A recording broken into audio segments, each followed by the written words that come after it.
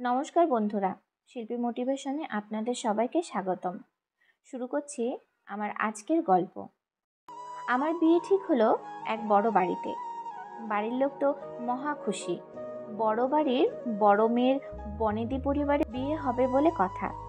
যদিও আমার হবু বরের আমাকে পছন্দ হয়নি। আমি মোটা বলে, মেয়ে পছন্দ নাকি? কথাটার উত্তরে কাচুমাচু মুখ করে সে বলেছিল, মেয়ে তো অনেকটা বালকি। শুনে খুব খারাপ লেগেছিল আমার। আর সত্যি বলতে, রোগা পাতলা ব্যবসায়ী পাত্রকে বিয়ে করার ইচ্ছেও আমার ছিল না। চেয়েছিলাম চাকুরিজীবী কাউকে বিয়ে করতে, কিন্তু বাবা বোঝালো বিষয় সম্পত্তি দেদার, পুরনো আমলের জমিদার ছিল ওরা, কখনো অভাব ধারের কাছে আসতে পারবে না। মোটা হলেও আমি ছিলাম শিক্ষিতা ও ভালো পরিবারের মেয়ে, তাই ছেলের পছন্দ না হলেও বাড়ির অন্যরা বিয়েতে মত দিল। তাই পাত্রপাত্রের মতামতকে তেমন গুরুত্ব না দিয়ে দুই বাড়ির সম্মতিতে বিয়ের ডেট ঠিক হয়ে গেল আমার। নির্দিষ্ট দিনেই ধুমধাম করে বিয়ে হয়ে গেল আমার। শ্বশুরবাড়ির লোকজন বনেদিয়ানা বজায় রেখে সোনা গয়নার মুড়ে আমাকে ঘরে তুলল। তারপর শুরু হলো আমাদের সংসার জীবন। স্বামী বিনয় আমার ইচ্ছে অপূর্ণ রাখেনি কোনো। যেখানে ঘুরতে যেতে চেয়েছি, খেতে যেতে চেয়েছি, নিয়ে গেছে আমায়। আমার পরনে দামি শাড়ি, ভারী গয়না দেখে লোকে বলতো, কপাল দেখেছিস, রানীর মতো সাজিয়ে রেখেছে পুরো। আমার বাপের বাড়ির সচ্ছলতা এ বাড়ির থেকে কম থাকায় সবসময় তুলনা করা হতো তা নিয়ে। শুনতে খারাপ লাগলেও আমার কিচ্ছু করা থাকতো না। তারপর এক সময় বাবা অসুস্থ হলো, প্রচুর টাকা খরচ হলো। আমাদের পরিবারকে তখন আর সচ্ছল বলা চলে না। আমি বিনয়কে বললাম আমার পরিবারের পাশে থাকতে। বিনয় দায়সারাভাবে বলল, আমাদের পারিবারিক ব্যবসা, সেখানে আমার একার অধিকার নয়, তুমি বাবার সাথে কথা বলো। আমি বাপের বাড়ির আর্থিক সহায়তা করার জন্য শ্বশুর মশাইকে যে বলবো, আমার সাহসে কুলালো না। তখন খুব আফসোস হচ্ছিল, ইস, নিজে যদি কিছু উপার্জন করতে পারতাম, এত লেখাপড়া করেও কারো কাছে হাত পাততে হতো না। আমি একবার চাকরি করার কথা বলেছিলাম বিনয়কে। সে গম্ভীরভাবে বলেছিল, আমাদের যা আছে বসে খেলেও সারা জীবন চলে যাবে। এই বাড়ির বউরা চাকরি করে না। আমাদের বাচ্চা হচ্ছে না বলে চারিদিকে যা কথা শুরু হয়েছে, কান পাতা দেয়। এরপর ছেলে মেয়ে হলে লেখাপড়া শিখিয়ে মানুষ করবে, ওসব চাকরি করার দরকার নেই। আমার বিয়ের বছর 4 পর ছোট্ট বোনের বিয়ে ঠিক হলো। পাত্র একটা বেসরকারি কোম্পানিতে চাকরি করে, 2 কামরার ঘর, মাকে নিয়ে তার সংসার। সেই মুহূর্তে অসুস্থ বাবার সামর্থ্য ছিল না আমার মতো ধুমধাম করে বোনের বিয়ে দেবে। বোনের বিয়েতে আমি তেমনভাবে কোনো সাহায্য করতে পারিনি। শ্বশুরবাড়ির মানুষজন বোনের এমন নিম্ন মধ্যবিত্ত পরিবারে বিয়ে হচ্ছে দেখে হাসাহাসি করেছিল বেশ। বোনের বিয়েতে একটা হার পরেছিলাম সোনার। বোন হারটা দেখে বলেছিল, কি সুন্দর রে দিদি। সেদিন যে আমি বলবো, এটা তুই রাখ, তোকে দিলাম, সে অধিকার আমার ছিল না। বোনের বিয়ের বছর খানেক পর আমার মেয়ে হলো। জামাই ষষ্ঠীতে 2 বোন যাই। আমরা যাই গাড়িতে, বোন আর ওর বর আসে সাইকেলে। আমার বোনের পরনে থেকে ছাপা শাড়ি কিংবা তাঁতের শাড়ি, আর আমার পরনে দামি জামদানি বা বালুচরি, যা আমার শাশুড়ি মা ঠিক করে দেন।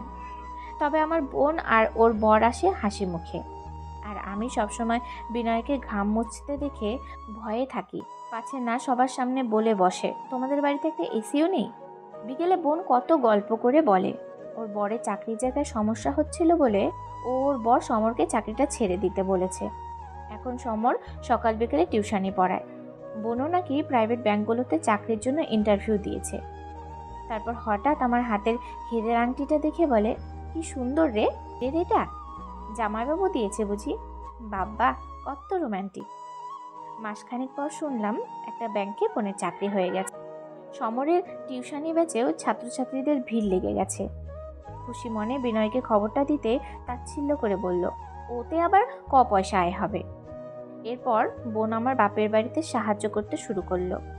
নিজের উপার্জনে চাল ডাল সবজি সব কিনে দিয়ে আসতো বাড়িতে। বৃদ্ধ বাবা মা একটু আশ্বস্ত হতো মেয়ে সাপোর্ট পেয়ে। আমার কাছে আভিজাত্যটুকু ছিল শুধু, আর বাকি সবটা আমার ধরাছোঁয়ার বাইরে ছিল। জীবনে একটার পর একটা দিন কেটে চলল। সংসারের দায়িত্ব আর মেয়েকে নিয়েই অ্যাডজাস্টমেন্ট করে দিন কেটে চলল। শখ মিটলেও মনের বহু চাওয়া মনের কোণে সুপ্ত অবস্থাতেই রয়ে গেল। অনেকগুলো বছর কেটে গেছে। বোনের বাড়িতে এসেছি মেয়েকে নিয়ে। সন্ধে গড়িয়ে এলো। দেখলাম বোনকে আনতে বাইক নিয়ে বেরিয়ে পড়ল সমর। বাড়ি এসে বোন বলল, কিরে দিদি, একা একা ভালো লাগেনি না রে? কাল ছুটি নিয়েছি। আমি বললাম, তোর ছেলের সাথে খেলা করে দিব্যি দিনটা কেটে গেল। দেখলাম সমর এক গ্লাস শরবত এগিয়ে দিল বোনের দিকে। বলল, একদম ঘেমে গেছো, ঘাম জোড়ালে তবে স্নানে যেও। শরবত খেতে খেতে বোন বলল, ছেলেটা ভীষণ দুষ্টু, আমার শাশুড়ি মা আর ওর বাবা মিলে সামলে রাখে ওকে। আমার কাছে শুধু বদমাইশি। দেখলাম রাতের রান্না করছে বোনের শাশুড়ি মা। বোন সবজি কাটছে বসে বসে, আর সমর রসুন ছাড়াচ্ছে। এমন দৃশ্য খুব সাধারণ, কিন্তু আমার কাছে অসাধারণ। আমিও তো এমনটা চেয়েছিলাম, কিন্তু পাইনি তো। রাতে গরমে বারান্দাতে এসে দাঁড়িয়েছিলাম। শুনলাম বোন সমরকে বলছে, দাঁড়িয়ে দাঁড়িয়ে আজ পাগুলো ব্যথা করছে খুব। সমর বলল, দাঁড়াও, আমি আস্তে আস্তে মাসাজ করে দিই, তুমি ঘুমানোর চেষ্টা করো। বোন এখন ঘুমিয়ে গেছে বোধহয় আরামে। আমি রাতে তারা ভরা আকাশের দিকে চোখ ভরা জল নিয়ে চেয়ে রইলাম। মনে মনে ভাবলাম, মেয়েরা তো এই কেয়ারটুকুই চায়, যা আমি কখনো পাইনি। অসহ্য কোমরের ব্যথায় আমার স্বামী আমার ছটপটানিতে বিরক্ত হয়ে পাশ ফিরে শুয়ে বলছে, ওষুধটা খেয়ে নিলেই তো পারো। ঝমঝমে বৃষ্টিতে জ্বরে প্রলেপ বকতে থাকা মেয়েকে বুকে নিয়ে দৌড়াতে দৌড়াতে একা হাসপাতালে গিয়ে কড়া নেড়েছি। আমার ঘুমন্ত স্বামী ঘুমকে স্যাক্রিফাইস করতে পারেনি সেদিনও। পরের দিন সকালে দেখলাম বোন ঘুম থেকে উঠতে পারেনি। ছেলেটা উঠে পড়তে বসে গেছে। ওর শাশুড়ি মা এতে রাগ করা তো দূর, উল্টে বলছে, ঘুমাচ্ছে ঘুমোক, ডাকিস না। সারা সপ্তাহ সকাল সকাল উঠে অফিস যায়। চা খেতে খেতে গল্প করছিলাম। দেখলাম আমাদের সবাইকে চা দিলেও বোনকে ও শাশুড়ি মা 1 কাপ দুধ দিল। বোন খেতে না চাইলে বলল, খেয়ে নাও মা, শরীর দুর্বল তো তোমার। সমর দুধে 1 চিমটি চিনি দিয়ে বলল, এবার খেয়ে নাও। অথচ আমার যে কি খেতে ভালো লাগে আমার স্বামী বিনয় তা জানেই না। এখনো যখন মানুষ আমাদের দু বোনের তুলনা করে সুখ স্বাচ্ছন্দ্যের দিক দিয়ে, আমাকে এগিয়ে রাখে। আমি মনে মনে হেসে বলি, আমার চেয়ে আমার বোন অনেক সুখী, ভাগ্যবতী। আমি বোনকে হিংসে করি না। হয়তো আমার বোনের অনেক টাকা পয়সা নেই, কিন্তু যা আছে তা হলো শান্তি, যা সম্পদের থেকে অনেক বেশি মূল্যবান। আসলে বাইরে থেকে স্বাচ্ছন্দ্যের পরিমাপ করা গেলেও সুখ অসুখের মূল্যায়ন করা অসম্ভব।